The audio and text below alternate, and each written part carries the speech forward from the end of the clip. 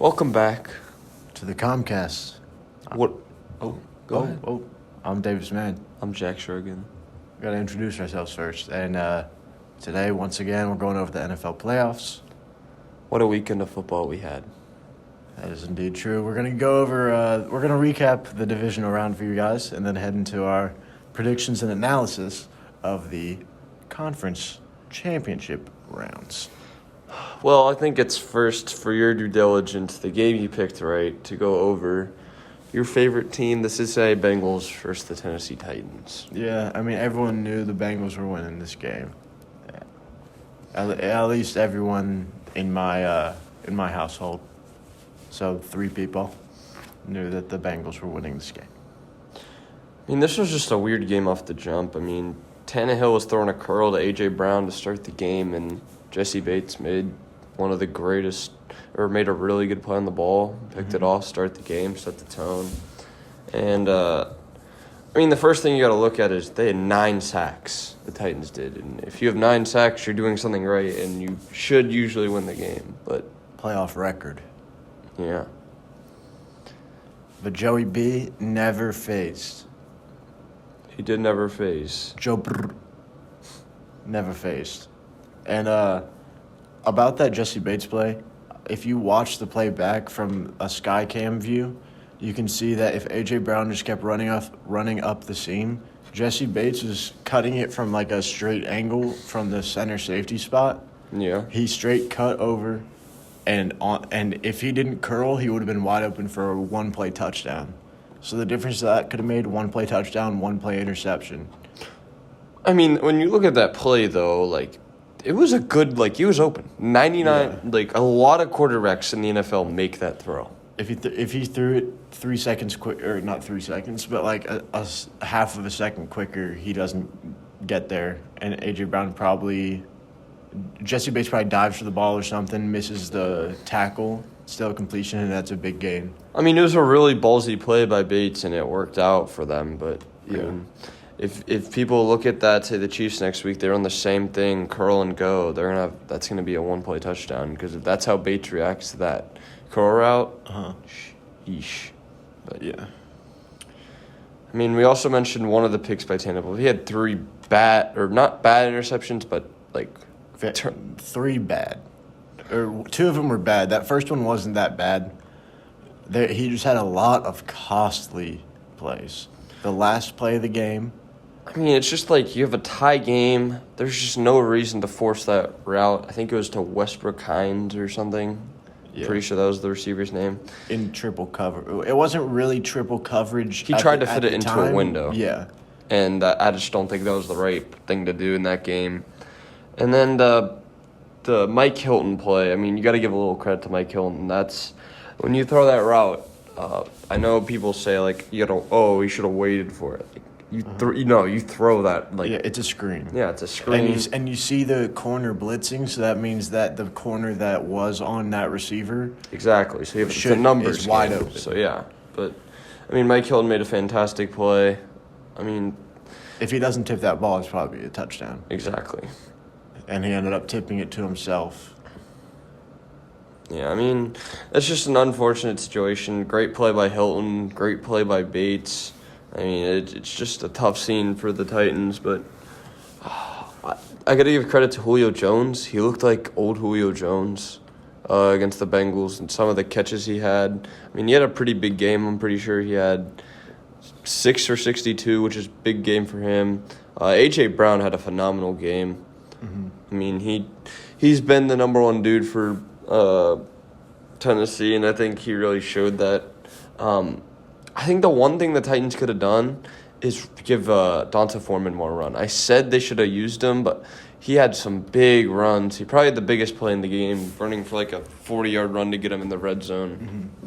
He just looked like he had more burst than Derrick Henry. Derrick Henry was getting yards, but he also had a lot of carries. I feel like if they would have used Donta Foreman more, like Derrick Henry would have been a change of pace back. It would have been a lot better for him. Yeah, Donta Foreman, 4 carries for 66 yards, and Derrick Henry, 20 carries for 62. So they were definitely a big discrepancy. I know that Donta Foreman had a big run. I'm not sure how big that run was.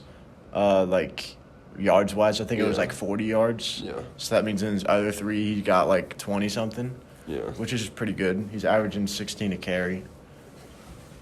But Derrick Henry was just getting shut down at the line most of the time. Defensive player of the game for me, DJ Rader. DJ Reader had a phenomenal game. He was always in the backfield, especially with the banged-up D-line. We had the Bengals had some practice squad D-line members on the field at some times, so obviously the normal players got to step up right there. Sam Hubbard had a decent game. Hendrickson had a decent – but you could tell Hendrickson was definitely playing different based on how he was, playing. Yeah.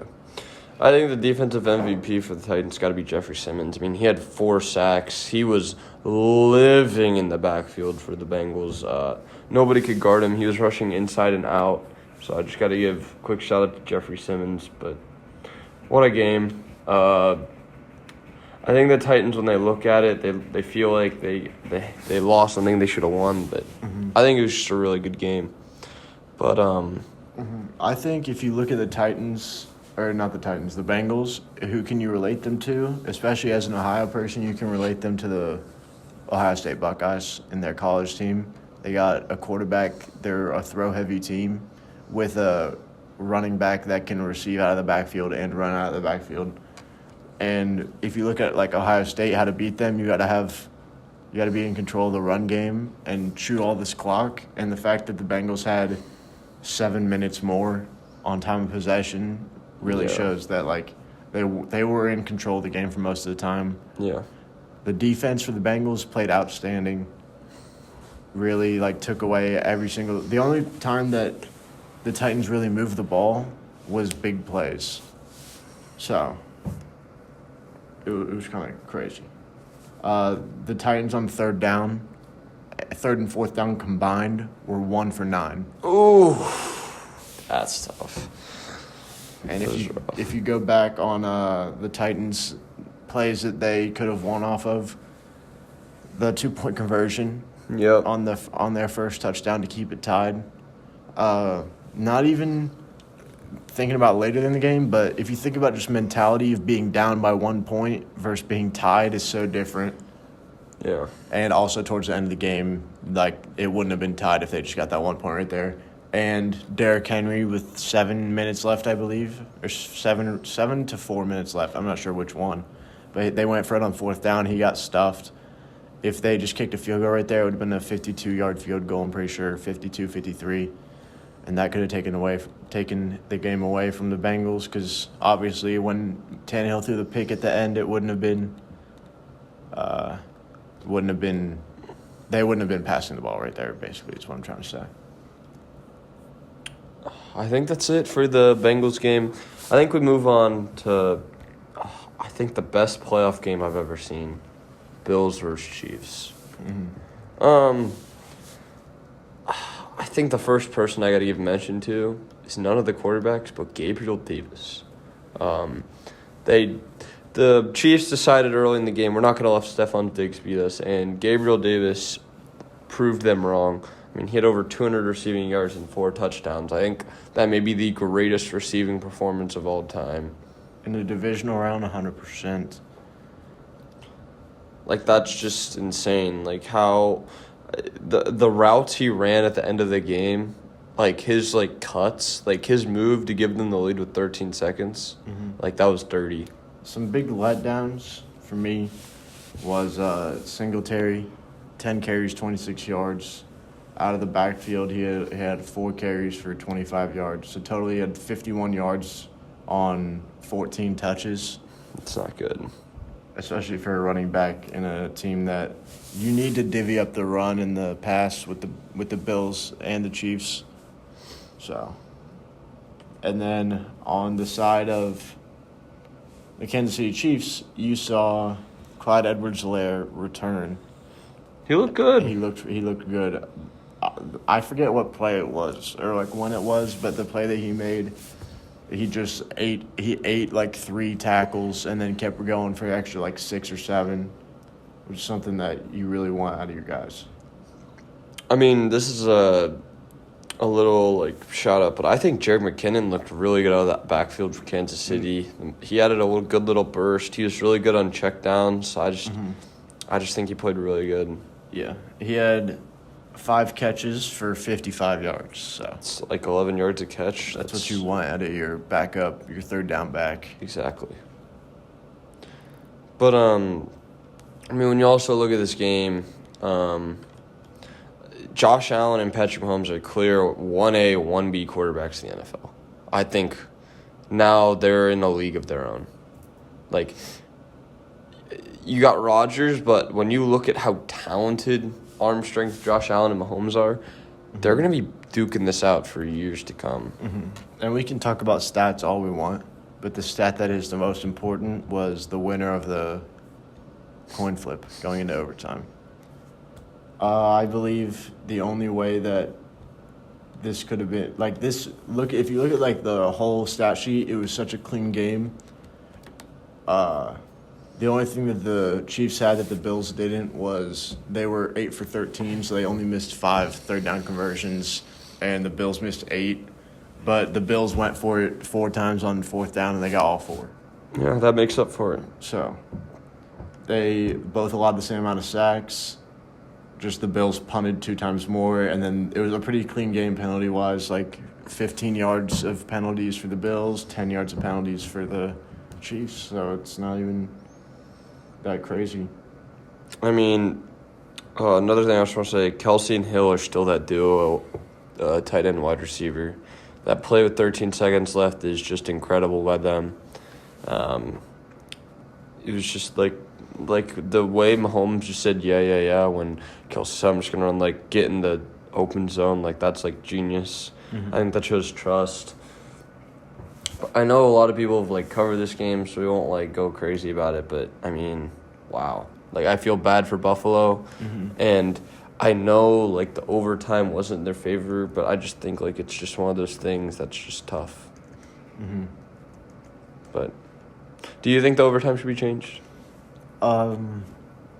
Yeah, it's just not fair when you're playing an offensively dominant team. Like, Yeah. think about if you're the Dolphins towards the end of the season and you're in an overtime game against the Chiefs. Like, if the Chiefs get it, they're a big-time offensive team. Like, even though the Dolphins had a really, really good defense at the end of the year, they're fighting for a playoff spot, they're going to lose because you can find plays in a whole game that'll work for 75 yards, even against the best defenses. Yeah. Now we move on to another thriller. These games keep just thrillers. Rams versus Bucks recap. First half, there's honestly really not much to talk about. The Rams were just spanking them. It was 20-3 at half. It was just that, and then they got up. I don't even know how much the up they got, but it was still like 3 scores in the second half, and then the Buccaneers went on to score 24 straight points without Chris Godwin, without Antonio Brown, without Rojo. I think the biggest plays of this game was by far not Buccaneer plays, but Rams plays. Cam Akers fumbling right before halftime. Yep. That would have killed them. It would have been 23 or 27-3. And then also Cam Akers fumbling again later in the game. But Cooper Kupp finds a way to get open. He was double covered by the safety and a corner and finds a way to split them both. Go for 9 receptions for 180-something yards. And so he's average and a touchdown. So When it was 27, when it was 5 minutes to go, they're down like 14. I'm like, this game's over. I literally switched the channel and I come back after I take a shower and just boom, it's 27 all. And you look at the thing, Mike Evans absolutely toasts Jalen Ramsey, which I didn't. I think Jalen Ramsey was just sleeping because we know he's faster than Mike Evans. Like that's not like a question. And then Cam Akers fumbled again. The biggest difference I see, like stats-wise, is how efficient the Rams were during passing. They had 4 players that had over 10 yards per catch. With like Higbee, Van Jefferson, Odell's been playing really good. Yeah. 6 receptions for 70 yards. And then obviously Cooper Kupp went off. Tyler Higbee does his share. And like even Cam Akers out of the backfield 3 receptions for 20 yards. Like when he needs to do his job, he does it. Yeah. The only person who didn't really have that good of a game was Sonny Michel. Yeah. But Cam Akers was doing his job, so he didn't really need to.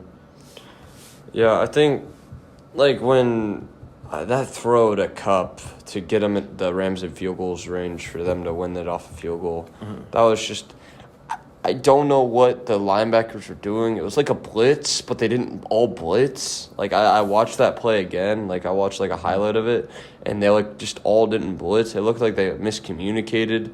And when you have Cooper Kupp one-on-one on a safety, like, that's just a mismatch.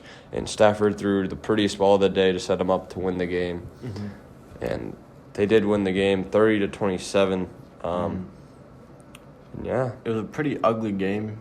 Third downs, the Rams were 4 for 11. A lot of turnovers. And the Buccaneers were 3 for 14. Yeah. There were 5 fumbles on the whole game. That's gross. And Brady threw a pick. Brady, I thought that the NFL was going to have the newest meme of him with the bloody lip after they were down. They were down 27-3. Yeah. He got a bloody lip, and I was like, I literally said they're coming back. That's going to be a meme. But... and then it got close, and I thought they were going to win. But unfortunately, they did not come back. So, yeah, Rams clinched their spot. And we move on to the final NFC game, which I think is the most surprising game. The 49ers win at Lambeau in the cold, 13-10. First thing I got... Without an offensive touchdown. Without an offensive touchdown. First thing I got to say is what a job by the 49ers to take Devontae away. I worried before the game their secondary would not hold up against this passing game along with their run game, and they absolutely – their front seven did what I thought they couldn't do. Nick Bosa and Armstead looked great. Fred Warner was taking away the middle, and I was just really proud of this 49ers team for their fan base. And I feel bad for Green Bay fans. It was a very low-scoring game. 49ers special teams absolutely killed it. They were flipping the field with punts with Wisnowski. Robbie Gould was making kicks, and that special teams block for a touchdown was absolutely incredible. I don't know how they do it, but, I mean, man, the 49ers are just... I saw a thing on Pat McAfee. I was watching Pat McAfee's show, and... apparently, the Packers have one of, like, the worst special teams, like, efficiencies or something on the year. So they had a field goal block and a punt block in this game. And Pat McAfee went over it, and they were like, they weren't even set up right to block. Like, they have the wrong people. Like, they didn't actually have their wrong personnel out there, but they have the wrong people doing the jobs, is what Pat McAfee said. And if you look at Aaron Jones, like the receiving stats for Green Bay, like Lazard got 1 reception, Mercedes Lewis 1 reception, Randall Cobb didn't even get a catch. Like they literally didn't share the ball at all. There were 2 people with 9 receptions, and the rest had 1 or 0. Yeah. I mean, it's just sad because, I mean, everyone wanted Rodgers. The way Rodgers played in the regular season, like, everyone thinks he was going to win MVP, but I don't know. It'll be close, but it's just disappointing because I feel like every year the Packers are just – they're always really good. They always think this is, like, their year. Like, I think for the last decade or so, besides a few years Rodgers was hurt, like, this team's been competing for a Super Bowl for so long, and to only have 1 under Rodgers, I think it's just kind of wasting his talent. But you can't really look at stats as much as I'm diving into them. Because this is just a game of, like, who makes a play and when, and the 49ers made plays, and the Packers really didn't. Yeah, it was just one of those games where they had to be tougher. It was really cold, freezing, actually. It was ice cold. The 49ers run game ran it better. Deebo Samuel made really clutch plays in the run game and in the receiving game, showing why he's just so versatile. And Elijah Mitchell runs that ball really, like, he runs the ball with such a purpose. And I think Emmanuel Mosley was the guy on Special teams? no, Emmanuel Mosley I think was the guy covering Devontae. and he's a rookie. He's good. He's really good. Or is Jimmy Ward? Jimmy Ward might be the. Jimmy Ward's had surprisingly good years. He's not that bad. Their corners I remember them against the Bengals. Like they were really good at locking down and getting good in coverage. Yeah. And that game, the Bengals 49ers game, that could be a rematch. I'm saying if the Bengals win, 49ers win, because the Bengals haven't played anyone else besides the 49ers in the Super Bowl. So yeah, there you have it. Those are the divisional recaps. Bengals beat the Titans. The Bills beat the Chiefs. The Rams beat the Bucks. And the 49ers beat the Packers. Now we get to the popcorn, what y'all are probably waiting for, the AFC Championship game. Davis's Cincinnati Bengals versus the 2 times in a row Super Bowl appearances, AFC champions, the Kansas City Chiefs. Some things I had to say real quick, some things I wrote down. The Bengals O-lined 9 sacks against the Titans. Can they stop the great pass rush of the Chiefs with Chris Jones, Melvin Ingram, and Frank Clark? I think they're going to have their will. They're going to have to double-team Chris Jones, or he will eat the center alive for the Bengals. And Melvin Ingram has been playing really good as of late, ever since he got traded to him. And Frank Clark, he's got to show why he's a rich man with the Chiefs. My second thing I wrote down is, will the Chiefs secondary slow down Jamar this time? The first time they played, Jamar had 260 receiving yards, right? yeah. He was just phenomenal. They had no factor for him. They had nothing to do. And Tyrann Mathieu's knocked up too now. He got a little bit of concussion. He's probably still going to play. They really need Mathieu back if they want a chance at slowing Jamar down. Some X factors I wrote down. I think Jerick McKinnon is honestly the Chiefs' X factor on offense. The way he can run the ball and the way he's receiving the ball, he looks really good out of the backfield. He's looking like a Darren Sproles or Danny Woodhead type of guy who are valuable people, especially for the Chiefs when they have the deep threats. He's just wide open in the checkdowns. For the Bengals X factor, I also have C.J. Uzomah. If Tyrann Mathieu doesn't play, he will have mismatches on the field with Daniel Sorensen at safety. If they're going to double Jamar, Uzomah is going to get wide open, and I think he could be a big red zone target. Yeah. And then for the Chiefs, I think L'Jarius needs the big X factor on defense for them. He's just going to have to – I think he's going to be the guy guarding Jamar Chase. He's going to have some one-on-one opportunities to see if he can slow him down, and we'll see how he does. And then for the Bengals defensive X factor, Chidobe Awuzie. He's been an underrated corner. I've heard from a lot of Cincinnati people he should have been a Pro Bowler this year. And he's going to have to be the guy probably guarding Tyreek Hill. Tyreek Hill or Pringle, who have been their two best wide receivers, or Mecole. Last time they played, Chidobe Awuzie had 10 solo tackles. Yeah, he played great the last time. And do you want to say some things about the game? So, last time they played, the Bengals, Joey B threw for 450 yards, 4 touchdowns, 0 interceptions. He did. Joe Mixon, last time, 7 receptions, 40 yards, 46 yards on the ground. Able to spice it up a little bit. But against the Chiefs, you're not going to be able to run the ball as much because you're going to be expecting them to score a bunch of touchdowns.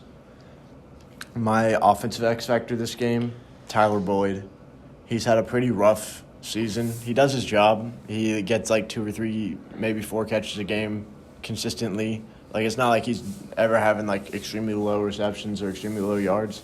He catches it when he's open. But I'm thinking Jamar Chase, they're going to try and double team him, get him away from the ball. So I think T. Higgins, Tyler Boyd are going to be the main targets, but which are still good targets. But I don't know who the slot corner is for Kansas City. But Tyler Boyd, he's the Bengals slot receiver, so he's going to have to find ways to get open and slip into different places. But I think, obviously, Higgins would be probably the first option after Chase. Yeah. But Boyd, I feel like he's going to have a pretty big game from the slot. because he could just run away from Jamar and escape, and then he could also make other players get open because that's what he's been doing a lot this year. Yeah. Defensively, for the Bengals, I think Mike Hilton, because I think he's the fastest Bengal defensive back. So I think he might be on Tyreek Hill or Mecole Hardman. And also, I feel like Eli Apple or Von Bell needs to do a great job and Jesse Bates too, needs to do a great job of locking up Travis Kelce, not letting him get those big plays, because the Bengals' killer this year has been the tight end. I think we need to view him as a receiver instead of a tight end, because Logan Wilson won't be able to run with him, even though Logan Wilson has had an outstanding year. Chiefs, McKinnon is going to be an X factor for them. He gets the job done. Last time they played the Bengals, they didn't have him. Yeah. So it's going to be kind of weird to watch. But last time the Bengals really shut down their run game, or the run game from like Tyreek Hill and Travis Kelce and Mahomes. Yeah. They still had a decent run game, but they have CEH this time too, so that's going to be kind of rough. Yep. Last time we held Mahomes to 250 yards passing, which is pretty good if you're playing against the Bengals or playing against the Chiefs. Yep. But that's about it. And I think Sorensen, the Bengals have to expose him. He's been a pretty bad strong safety or free safety for the past few years, and that's their weakest position probably. Especially if Matthew doesn't play, he's going to be the biggest safety. Yeah. I bet Matthew will play, though. Yeah. Well, Davis, my prediction, Kansas City does not lose at home. They're 7-1 with playoff games at Patrick Mahomes' home at Lambeau or Arrowhead. I think it's going to be a high-scoring game, 42-38 Chiefs. Chiefs are going back. I think in Arrowhead, let me look at the weather for this weekend. Okay. Weather for the Bengals versus Chiefs.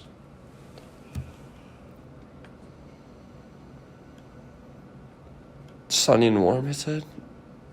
Yeah. Weather to be sunny and warm for Chiefs and Bengals AFC title game. So I feel like that makes the Bengals better. Okay, actually, I think it's still even. What's your pick? I'm seeing Bengals 41 to 38. Bengals 41-38. We basically have identical scores with the other team winning. Evan McPherson. The legend of Money Matt. He hasn't missed a kick on the road. Well, you still have another division or conference to cover. Screw Jamar Chase, McPherson for Rookie of the Year. But we do have an NFC Championship to go over. We do. Rams versus 49ers. This team also played just a few weeks ago. I think they played on the same week that the Chiefs played the Bengals. I think it was a little later. Or no, they played 1 week after. Yeah. They played when the Bengals played the Ravens. Yep. But the 49ers won that game in overtime on a game-winning field goal. Mm-hmm. So I expect a lot out of this game. But that game, it was another game that the Rams choked. They did gag. They're up 17-0. They were 17-0 to 17-3. I think they kicked a field goal right before half. Yeah. And then it got tied in the third quarter and fourth quarter. I think the Rams scored a late touchdown, or 49ers scored a late touchdown. The 49ers are always scoring late in every single game. They do. And they always win. They pull out wins. But last time, Deebo Samuel and Brandon Ayuk had big games. And then Elijah Mitchell had a good game. Jimmy G threw for 300 yards. 2 picks. Yeah. I think Stafford had a pretty bad – Stafford only threw for 230 with 2 picks. I remember the pick he threw in overtime to lose in the game. That was terrible. Yeah. Cam Akers, I don't know. That might have been when he was coming back from injury or something. Yeah, I don't think he was because he he had had his 5 feet under him. He had Yeah. 5 carries for 3 yards, so I don't think he was really there. But I remember Higbee had a good game. He had 2 tutties, and then Yeah. obviously Cooper Kupp had another 100-yard game. No surprise. And that was before Odell Beckham Jr. really caught fire. Yeah. But he still had 2 receptions that game for 20 yards. I think if we're going with the X factors again. X factor offense, Jimmy G. We know Debo's going to do his job, and basically everyone's going to do their job, besides him on the offense. Like he's the guy that is either going to make or break them, as most quarterbacks do. Mm-hmm. On defense, you have to accept that you're not going to be able to get Cooper Kupp. They're going to probably double him because that's what you have to do against Cooper Kupp to try and keep him low. And then, but I think my real one is whoever's on Higbee.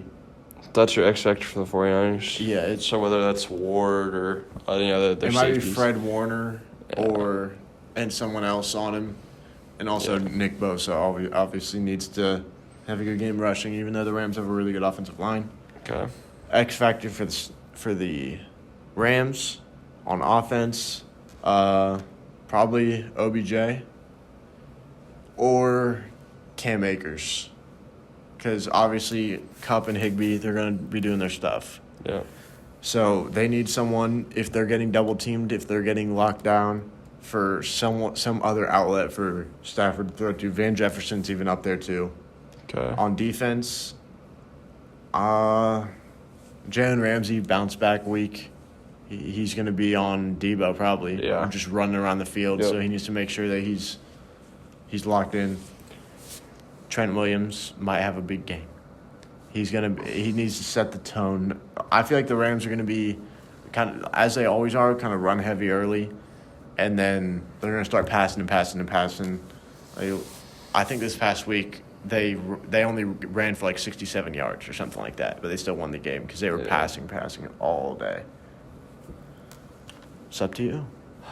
Well, I'm going to say a few things. 49ers beat the Rams already twice this year, which I think is very impressive. You don't beat the Rams twice often. How will the Rams stop the Elijah Mitchell, Deebo Samuel run game? It's really hard for anybody to stop, especially when you have the big guy, Davis said, Trent Williams at left tackle, who when he pulls, you do not want to get in his way. He is a scary dude to get in front of. And how can the 49ers not bad secondary, but the weakness of the defense, probably secondary, hold up against Kupp, Higbee, and OBJ, like Davis said?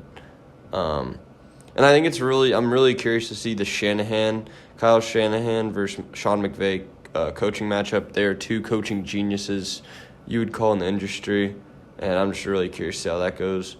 My X factors, they're a little different than Davis's. For the 49ers, I have Elijah Mitchell, because I think if he can run the ball really well and not make Deebo Samuel waste energy running the ball to get yards, I think that's huge for them, and they get less pressure off Jimmy G.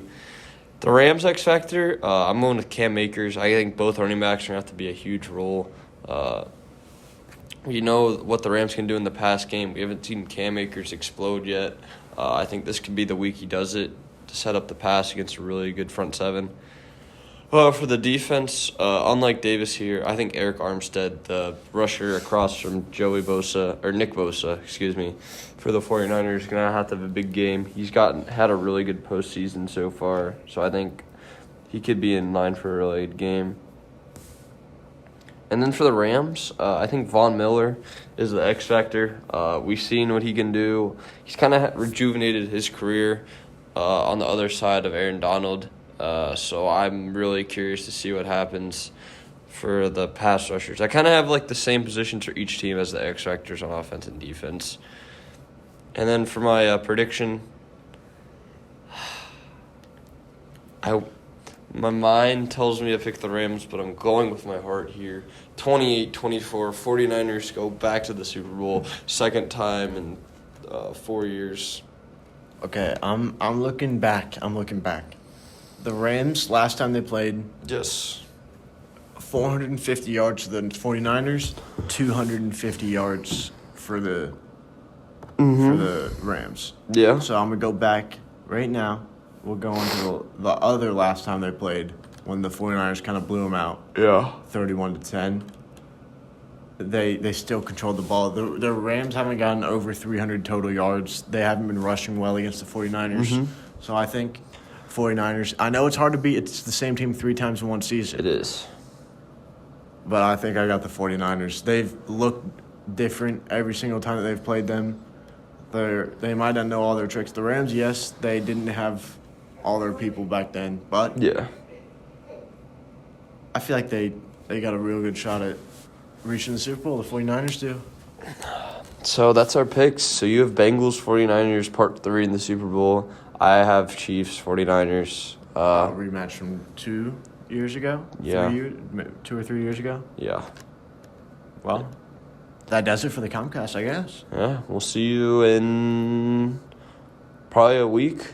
Because the Super Bowl's a week delay. We'll get all of our notes together for the Super Bowl, whoever the teams are. We could be right, we could be wrong. We might do a preview of the Winter Olympics next week. Yeah. Since the Super Bowl isn't for another week. We have a week off from NFL. Yeah. We might do 2 episodes next week, go over what happened, and then we go Winter Olympics because it starts February 3rd, February 4th. That'll be more of a fun episode. Yeah. I think I'm just gonna go over events like I'll watch. Like I don't know. Yeah. I don't know who's Yeah. gonna compete. 'Cause Yeah, I don't know anyone that's Yeah, gonna I'm not the compete. person who. I'm gonna watch curling, for example. Like, Yeah. but I feel like I know some events. I'm gonna look up some events I like, and I'm just gonna talk about them. In 2 weeks, February 4th to February 20th. Yeah. Where are they going to be held at? Aren't they in Japan again? I don't know. Wait, look. It says right there. That's in 2020. 2022. Beijing. So Okay, China. cool. So we're going to be having to recap what happens because it's going to happen while we're sleeping. Well, that's it. We'll be back next week.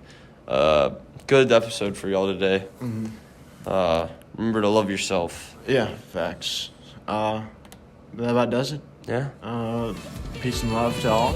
Yep. And we'll see you next time. Peace.